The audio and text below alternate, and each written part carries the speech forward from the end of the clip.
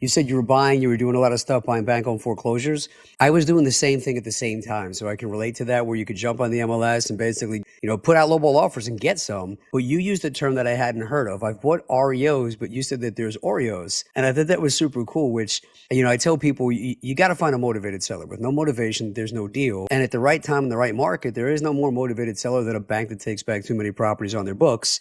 And everybody always goes to, well, I'm going to call the bank as a new investor and just try and buy them directly from the bank. And I'm like, well, that doesn't really work out when it's fresh inventory. But you were talking about let them get a little stale and then they actually change what they call them at. So talk a little bit about that, because I've never actually heard that term before. I've kind of been spitballing it, but I feel like you coined that phrase and it's a catchy one. Well, I didn't coin it. It's a term that bankers use. The only reason I learned it was because it was another connection from the golf world there locally that I knew from being around the golf course. And he had been the one. So Joe Leake was my first ever banker at Community National Bank and Trust in Pittsburgh, Kansas. And he had loaned me money for the first couple properties I had bought. And then he came to me about 6 months after I'd bought my second property and said, the bank has had this 23 home portfolio on the books, trying to get rid of it for a long time. Why don't you go take a look at these and let me know which ones you're interested in? And the great thing is when they go to that other real estate owned category with the bank,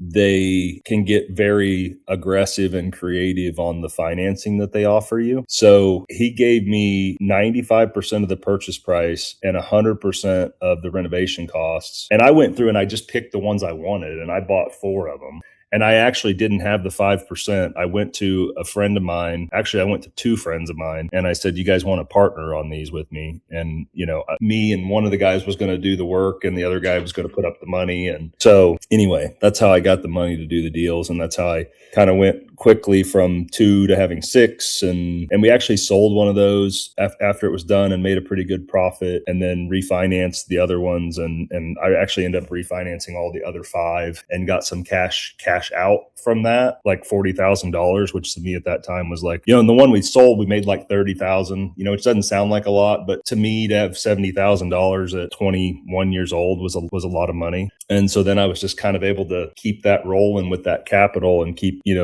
a lot of times if you're adding enough value to a deal, you don't really need capital in the long term, but you still need capital in the short term for the bank to, like your balance sheet. And sometimes they'll only loan you like 80% of the cost of a deal, until you get it done and stabilized, and you go refinance it and pull the money out. Right. So like sometimes you do need capital, at least for a period of time, to do real estate deals. And so just having that allowed me to, and I was also, I used it too to buy a couple houses with cash. And then I did as much of the renovations as I could. And then I wasn't hamstrung by the bank on like the front end valuation for lines of credit that way, to where when I did go to them for a cash out refinance, it just ended up being way better. So I think I was kind of doing Burr before Burr was a thing too. Like, Yeah.